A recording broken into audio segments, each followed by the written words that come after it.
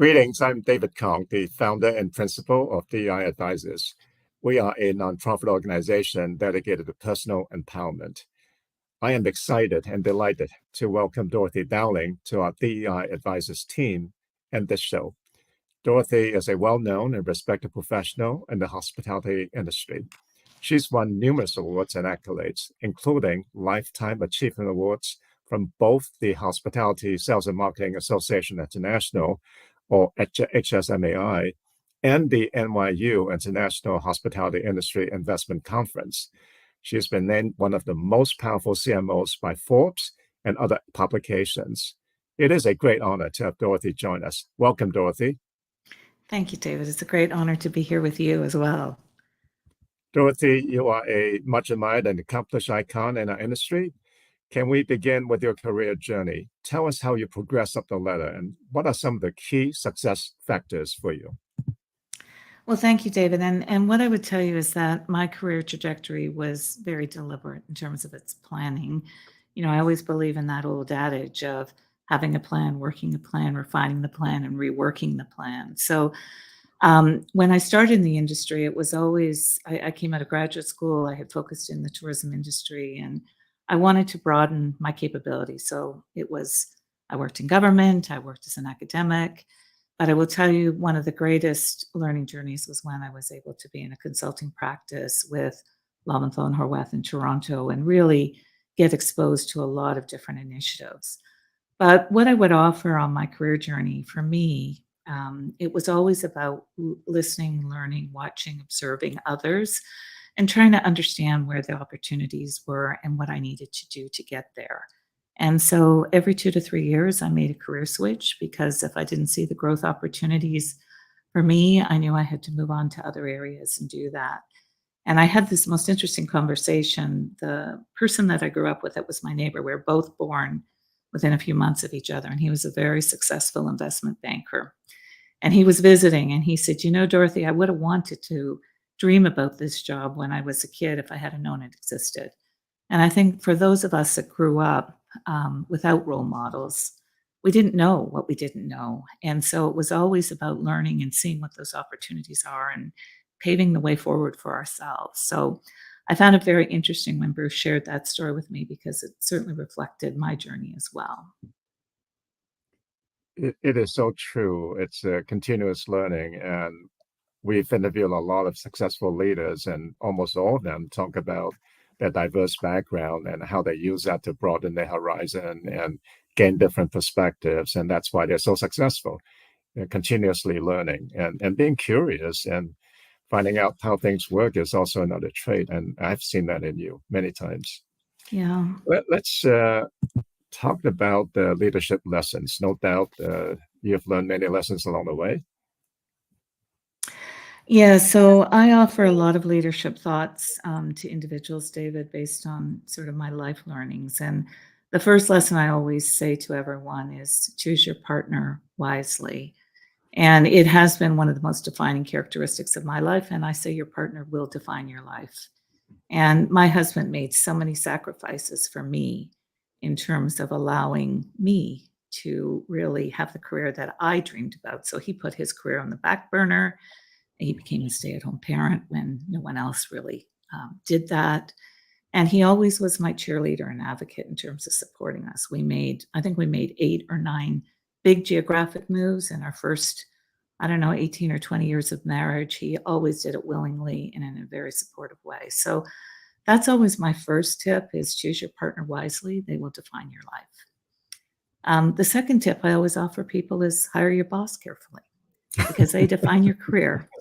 And, you know, David, I hired you. I know you always chuckle when I say that, but I think back to the day that you interviewed me and you were clearly going to be a change maker. And I knew about myself that I was also an agent of change and I wanted to be part of a team that was going to change things.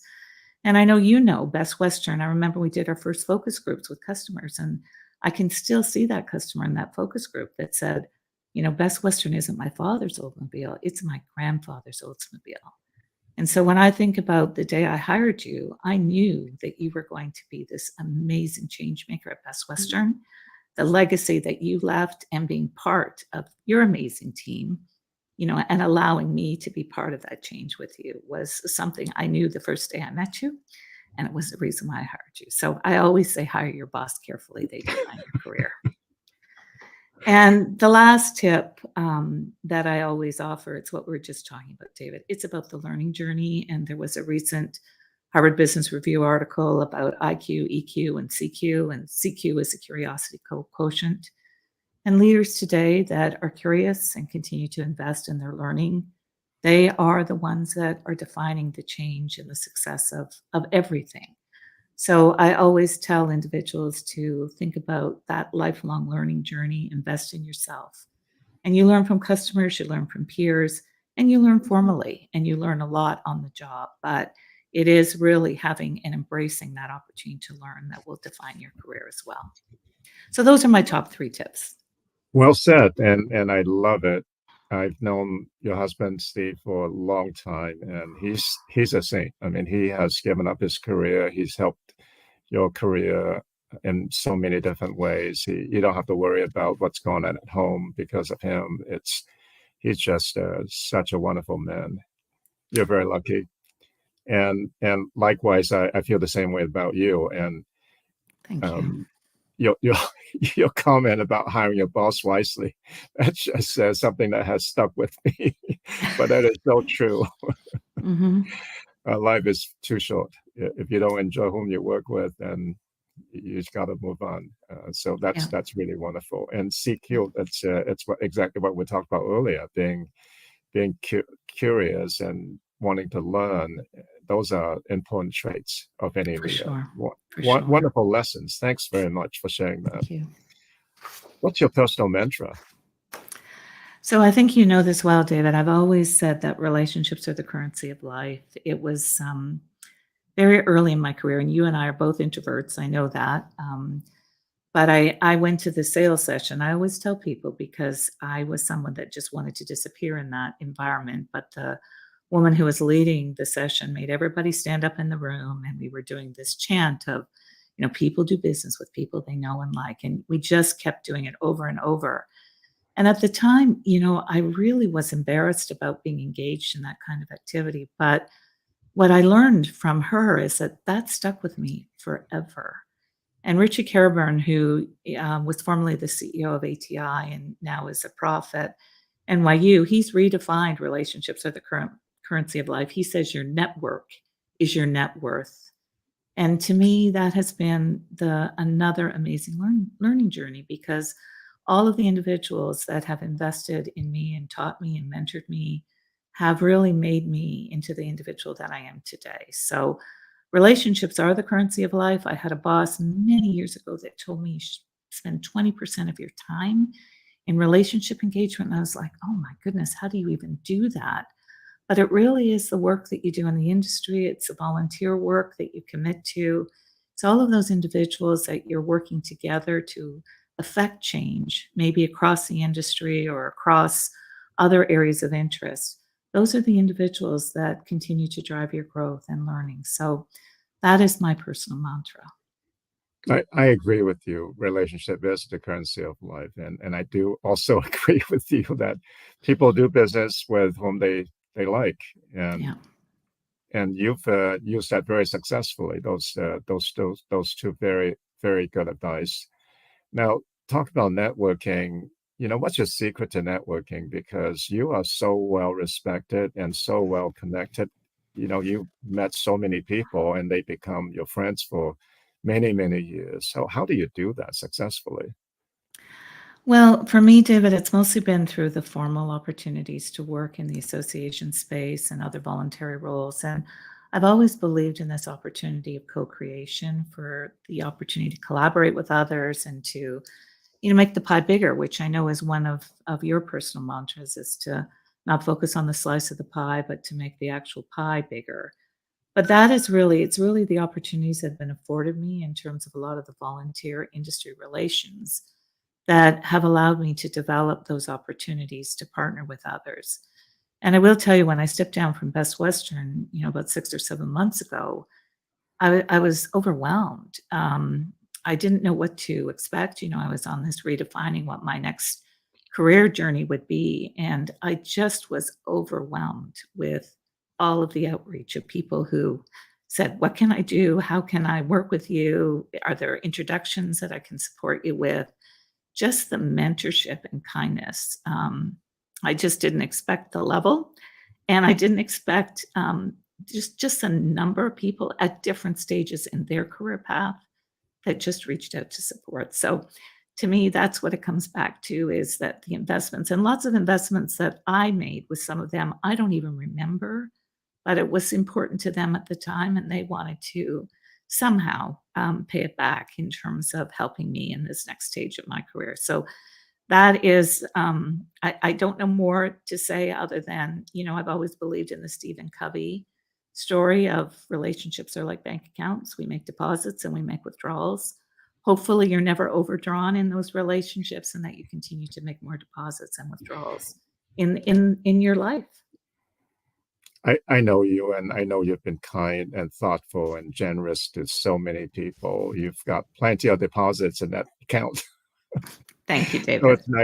it's nice to be able to leverage that and to have so many people extend their thoughtful kindness towards you now. That's Thank very, you. very nice. Thank you. You have mentored and coached a lot of people in your career. What are some of the advice that you have shared with them?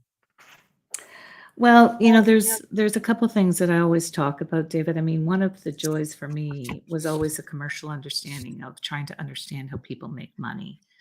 And I do think financial literacy and understanding how to put numbers on the scoreboard is what I advise everyone, and particularly women, because a lot of women do not get the P&L opportunities early enough in their career to really understand how to really drive profitability and growth. So I always tell individuals that is the number one thing. And I know many of us, when we were in school, I mean, I remember taking accounting and some of these other courses. I, painfully remember some of them because they were not natural things for me. But understanding that financial capability and how you really support that owner mindset in terms of their profitability is critically important. And I remember, again, early in my career, I was living in Calgary at the time, and I had an owner share to me the story about the breakfast plate, and he talked about the bacon and the egg. And no one had ever shared that story with me before, but he said, the pig was committed, the chicken was involved. And I know that's a story that's told often, but he always talked about the owner mindset that they were the pig, they were committed. They had made a huge investment in an asset, and they needed to ensure that they drove that profitability factor. So understanding that and making sure you understand the commitment level that some of the asset managers are, and being a good steward of capital and driving profitability, to me, that is job one. The second area that I often uh, encourage people to do is this whole aspect of making sure you are really involved in knowing yourself, and that is a lifelong journey. But I think when you understand your hot buttons, and you understand your strengths, and you understand others, that helps you in terms of being a better leader. And David, you have done many things for me over the years, but I never forget how you shared with me early on about appreciating people's strength and giving them their own latitude to do things in their own way, because we often have a different way of doing things.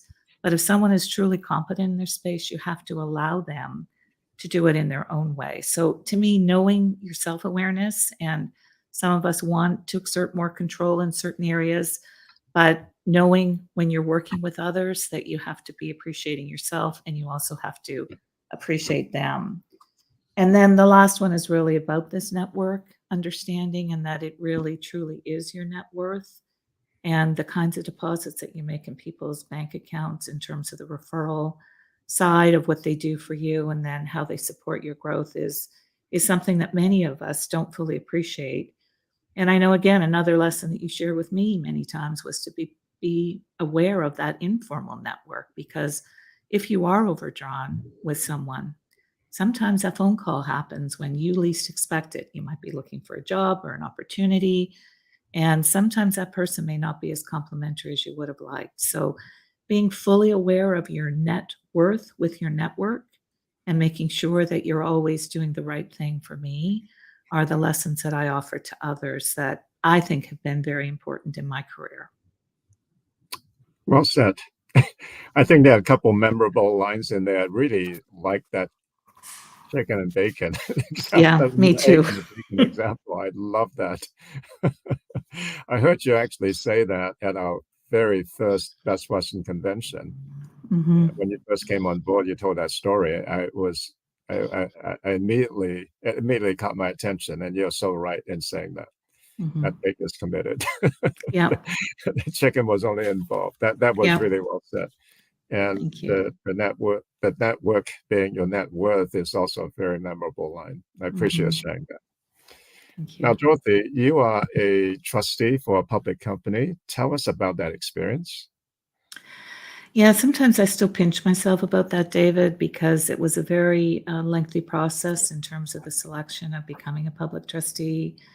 And I went through a pretty significant journey. They did want to bring someone in with digital competency and marketing and understanding the customer side of the experience. But I invested a tremendous amount of effort in preparing myself for the process because I knew I was up against a lot of very well recognized and skilled individuals. So I listened to investor calls, I read annual reports, I visited multiple stores of the CubeSmart group, and I also went and visited with a lot of their competitors because I wanted to be prepared. So part of it was just the elongated process of the selection and the due diligence that was executed in terms of really choosing someone to join their board. But there's a few things that I would offer back to you. This was the very first time I sat in a business environment where there was more than one woman in the room of significant capability. And I will tell you, David, I know I've shared with you over the years, there have been times when I've been in meetings where there's been, 30 men and I've been the only woman. And I felt sometimes the oxygen was sucked out of the room because it just asserting yourself and offering a point of view sometimes takes a lot of courage. But for me, being in a boardroom with two other very accomplished women, it just allowed the oxygen to flow into that room and for us to participate at a different level. The second thing that I gained through the public trustee experience was just the incredible talent that became part of my network because all of the individuals sitting around that board are incredibly accomplished investors or real estate individuals. And just the executive team at CubeSmart was second to none in terms of their core competencies. So I guess what I would sum up, one was just this experience of being with other high-powered women and how that allowed me to become myself in a different way and offer my point of view in a much more comfortable environment. But the second was just being and continuing to be in an environment of such accomplished people that it really continues to elevate me in terms of being on top of my game, to be a continuous learner, to be very well prepared at meetings, and to continue to seek out advice as I go down that learning journey. The other areas that I would offer to listeners is that if they're really interested in pursuing public trustee roles, National Association of Corporate Directors is the advice that I give to everyone because it has become the gold standard and it offers a tremendous resource in terms of learning for individuals to build their credentials and understanding of what the role really demands. So I hope that gives you some insight into what it has meant for me, how it still continues to really just offer me so much in terms of personal rewards, but also I think continues to fulfill me in terms of my learning and innovation desires that I have personally. Well, thanks for sharing that experience and that advice. I appreciate it. And I think our audience will find it very useful. But let's talk about the comment that you made earlier about being uncomfortable because you were the only woman in a room of maybe 30 men. Do you ever get that imposter syndrome? I'm going to sidetrack for just a moment because I had a conversation with a very accomplished white man yesterday, and he said that despite the fact that um, he has a lot of experience, he never finished university. He never had his university degree. So he was called to testify one time, and he felt inadequate because he didn't have his university degree, and he felt the imposter syndrome. So it's not something that's only unique to women or to people of color. It's something that a lot of people experience. They just feel like they're not adequate enough and they're not comfortable in that setting.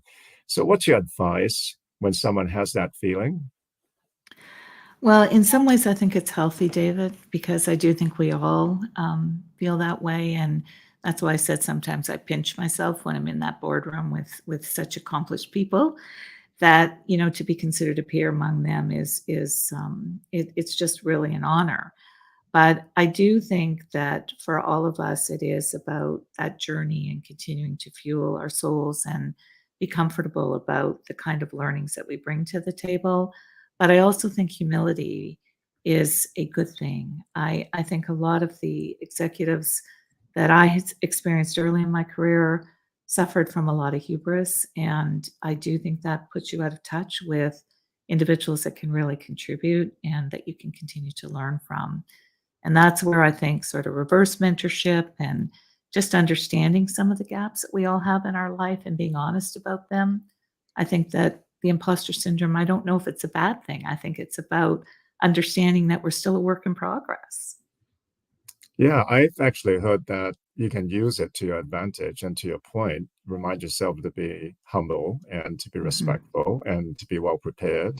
All those are really good things. And the opposite of that is being having hubris and being arrogant or Exactly. complacent. Those are not good qualities. So you're very right. Thanks for Mhm. sharing that perspective. Let's talk about work-life harmony. It must not have been easy for you. You have a child who's grown now, but Mhm. nevertheless, you went through a long period of time when you have to raise him and the family and the demands of your work.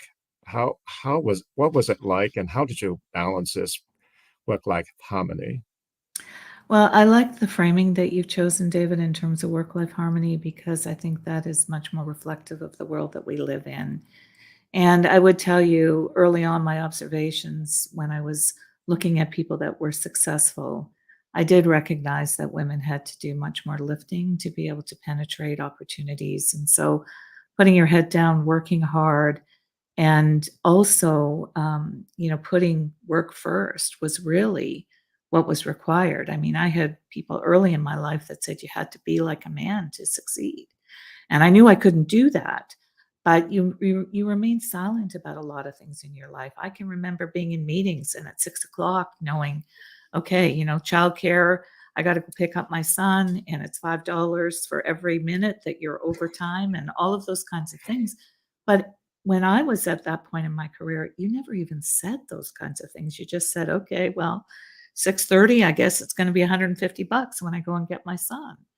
But, I don't know that there is a right or a wrong way, David. This was something I had to accept about myself, is that we made a decision as a family. My husband became the primary caregiver for both my son and myself, and he made tremendous sacrifices to do that. But I had to accept that I would make different investments with my son. And so, what it meant often is that I would take the red eye back to hopefully be back in time for whatever it was, a hockey game or a function at school. And I was always very thoughtful, as I said earlier, about choosing my bosses wisely so that some of that flexibility that I needed to be able to partake in at least some small portion of my son's life was there. But the trade-off that I've had to make over time is that I hope I have paved a different path forward for my son, that he's going to be a very different individual and be very supportive of his partner whenever he makes that choice, and that he's going to demonstrate a different level of commitment in terms of child rearing and whatever responsibilities are around the house to his partner. So that is what I hope my legacy will be with him. I'm sure your son appreciates all the sacrifices and hardships that you endured. And you're right, there's no right or wrong, but you always did your best. Yeah. And look at him. He's just such a wonderful man now. You've Yeah. done a great job, Dorothy. Thank you. Well, and David, there's lots of memories that I have because our house was always the center of all the boys wanting to hang out because Stephen wasn't a traditional homemaker. He had fun with them. He was a dad that piled everybody in the van and took them to McDonald's for lunch and, the play center. So, it was a different experience. And the boys liked hanging out at our house because they liked being with Steve. Yeah. Yeah, Steve is such a wonderful man. Hmm. Well, let's talk about the fact that we're all older and wiser now. Is there any advice that you would give to your younger self?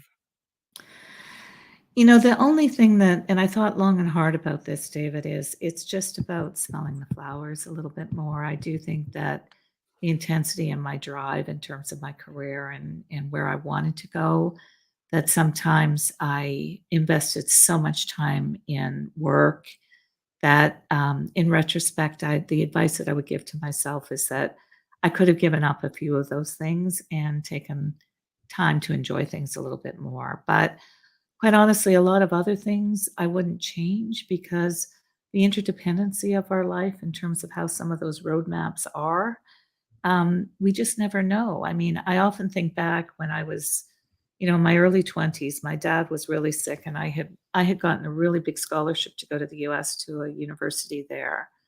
But he was dying and I chose not to take that. And I went back to the University of Waterloo to do my graduate degree because it was close enough to be there for both my parents. And, I step back and I say, okay, well, that was a decision I made to support them because they had done so much for me. But on the other hand, I never would have met my husband if that choice hadn't been made. So I do believe there's a master plan for us.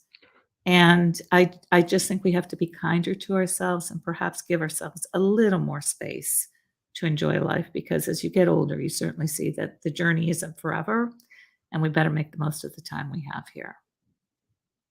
I like that. I think we all need to be kinder to ourselves. Sometimes Yeah, we're our own worst critic, and that's just not right. We need to be for kinder to sure. ourselves Hmm. and give ourselves a little space. Well said. Yeah. Thank you. Thank you. Now, I know we've all encountered hardships and setbacks and disappointments in our lives. How do you find strength and resilience in the face of that? So, for me, David, when I thought about this question, because I think about the dynamic nature of the travel business, and there have been so many ups and downs. We've all been laid off during our careers. We've had to deal with sometimes very difficult situations in terms of financial environments in the companies that we were working with. But what I have always found is that this relationship network that I have had has been the key to really allowing me to be a resilient person because having other peers that are going through similar circumstances, they boost you when you need it most. They also give your ass a kick sometimes when you need to be kicked and, don't take yourself so seriously.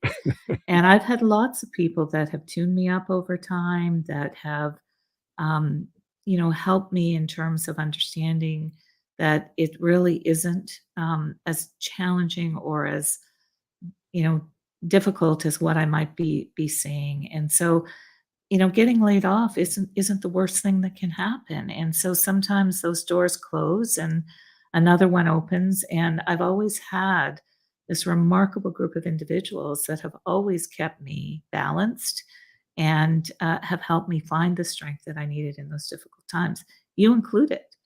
So I think about COVID. I think it was the worst that any of us faced. But, I still think about, and I know you and I went through a lot of those layoffs at the same time, but there is a woman that I clearly remember when I had to make the call. And she just said, Dorothy, don't lay me off. She said, lay me off, not one of my teammates, because she needs the medical care. She's pregnant and she needs that medical support. And she said, I have other resources to keep myself going through this time. And that to me is where that peer network, I have just seen it shown to me so many, many times about how we all support each other. We lift each other up. And sometimes we give ourselves those kicks that we need to, power through whatever that adversity might be in front of us. Yeah, sometimes when we face those hardships, we see humanity at its best, and it's For sure. so uplifting and heartwarming. I do remember when we were going through that very uncertain period when COVID was declared a pandemic. There was just so much uncertainty. Everyone was so scared. But I found solace in knowing that I have the best team the industry has, and I could lean on them. It's similar to your point about being able to lean on your network when Yeah, there's a crisis. yeah, That is really important to have that. for sure. All right, Yeah. we're coming to the end of our show. Is there one last piece of advice that you'd like to share with us before you go? Well, the only thing that I continue to think about is I'm reading this remarkable book right now that talks about life as a portfolio, and it has really spoken to me, David, because it uses a metaphor of an investment portfolio and your life portfolio. It talks about it being mostly post 50, but the author of the book is really trying to characterize everyone in terms of thinking about your life as a portfolio and having lots of ways to fuel your purpose and passion. And to me, that was a remarkable way of framing up our life because we all have these pieces of our life. But if we think about a portfolio and having short term and medium term and long term investments that we make, and thinking about our career journey and our life journey in that way, I think it helps all of us reevaluate some of the decisions we make in our personal life as well as our professional life. So it has really grounded me as I think about this third chapter of my life because to me, it is about paying it forward and giving back to so many that have given to me. And that is that passion and purpose of really trying to pay it forward through others because we can't go back and give it back to the people that did so much for us. But hopefully, we can create a legacy in others in the future. I love that. I absolutely love that. Thank you for sharing that. We're at the end of our show, and I thank Dorothy Dowling for being with us today, and also I'm very excited to welcome her to the DEI Advisors team. And for our audience, if you enjoyed this show, I hope you will join us on our website, deiadvisors.org. We hope to see you there. Thank you very much. Thank you, David. Thank you for your mentorship through the years. Thanks.